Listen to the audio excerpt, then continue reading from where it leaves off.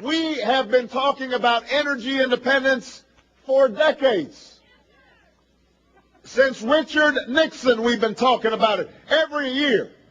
The president gets up and in his State of the Union address says, we are going to free ourselves from dependence from foreign oil. You know what's happened since 1973? Oil imports, no, something's happened. Oil imports have gone up. Gas prices have gone up. Profits of ExxonMobil have gone up. We know that the status quo in Washington just won't do. Not this time. Not this year. We can't keep playing the same Washington game with the same Washington players and somehow expect a different result, because it's a game that ordinary Americans are losing.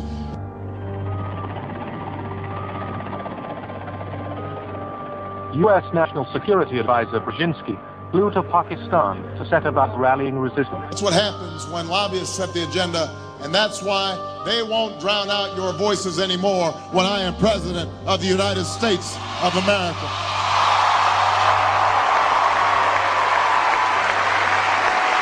The way we're going to win over the long term is not just militarily. We've got to win over hearts and minds, and what that means is we've got to invest in countries that have no educational infrastructure, have no means for young people to get ahead. We've got to give them a stake in creating the kind of world order that I think all of us would like to see.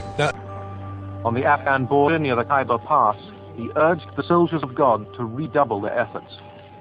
We know of their deep belief in God, and we are confident that their struggle will succeed. That land over there is yours.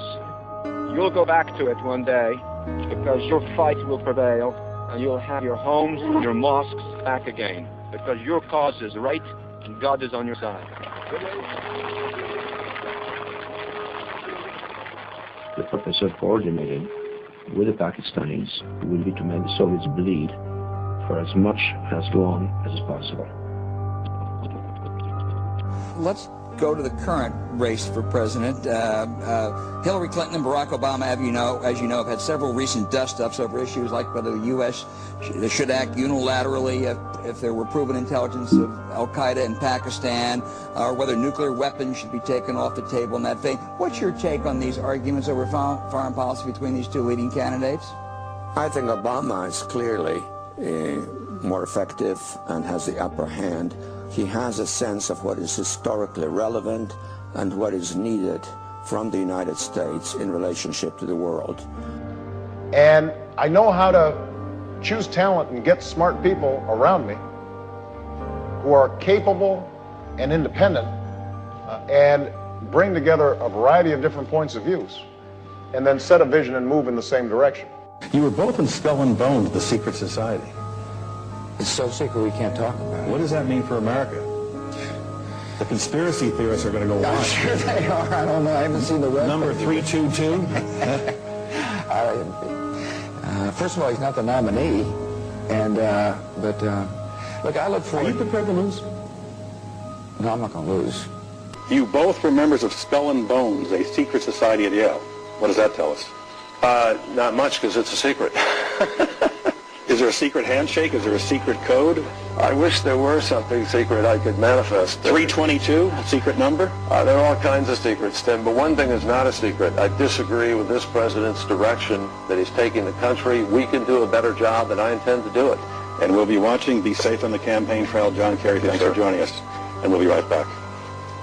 With the Cold War, we had a worldview. Republican and Democratic presidents alike, from Harry Truman to George Bush, stood for freedom and stood for certain propositions that would make America strong and healthy and grow the middle class and shrink poverty and stand against communism. And after 1989, President Bush said, and it's a phrase that I often use myself, that we needed a new world order, and instead it looks like we got a lot of disorder. And we still, and after 9/11, we've been more sensitive to the Word about the president. For 7.5 years I've worked alongside him, and I'm proud to have been his partner. And we've had triumphs, we've made some mistakes, we've had some setbacks. doesn't help when you put my cousin Dick Cheney in charge of energy policy in the White House. That doesn't help.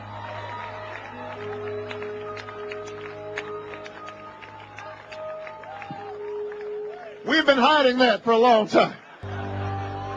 It's good to be back at the Council on Foreign Relations. As Pete mentioned, I've been a member for a long time and was actually a director for some period of time. I never mentioned that when I was campaigning for re-election back home in Wyoming. Everybody's got a black sheep in the family.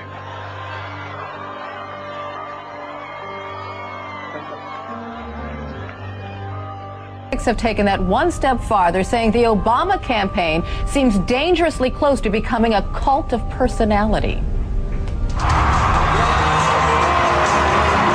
He takes the stage and his supporters go wild, cheering, some crying, some shouting, "I love you." And my faith in the American people has been vindicated because they are ready for change. Then something woke you, didn't it? Was it a dream? What was it? I heard a strange noise. What was it?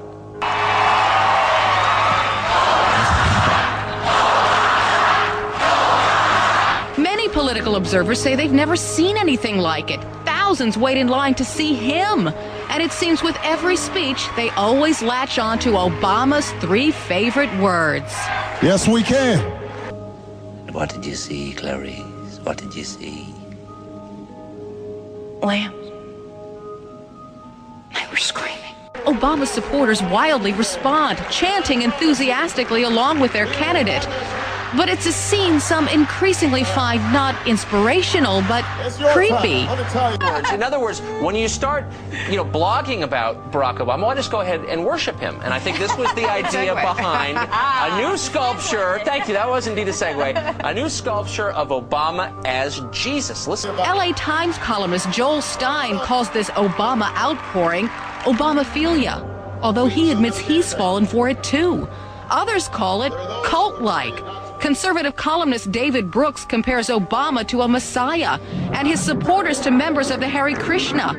Obama does talk policy, but Berkeley's George Lakoff says at this moment in time, Democrats want something different.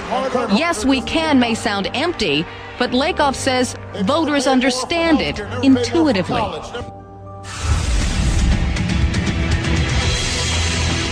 Welcome back to the most news in the morning. The government taking a big new step, looking to build a huge database of people's physical characteristics. The FBI is taking on $1 billion project to gather fingerprints, palm patterns, even digital pictures of faces. Eventually, it could expand to include iris patterns, face shape patterns, scars, even information about how you walk and talk. It's called biometrics. And what we'd like to be able to do, too, as these other biometrics mature, we want to have a system that can allow those to be stored and searched as well, be it iris, facial, voice, whatever the biometric, that DNA, whatever the biometric that comes down the road, we need to be able to plug that in and play. Can a microscopic tag be implanted in a person's body to track his every movement? There's actual discussion about that. You will rule on that, mark my words, before your tenure is over. Can brain scans be used to determine whether a person is inclined toward criminality or violent behavior? You will rule on that. A social security card that can be forged for $40. Right. We propose that everybody, every American, citizen, legal immigrant, gets a non-forgeable employment card, a national employment card. It has a little chip in there that you can't forge that matches the retina of your eye.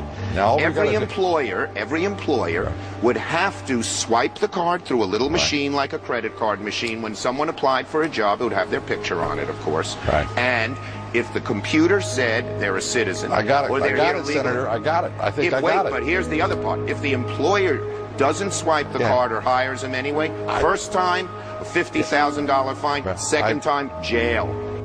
Lambs. They were screaming. They were slaughtering the spring lambs. They were screaming.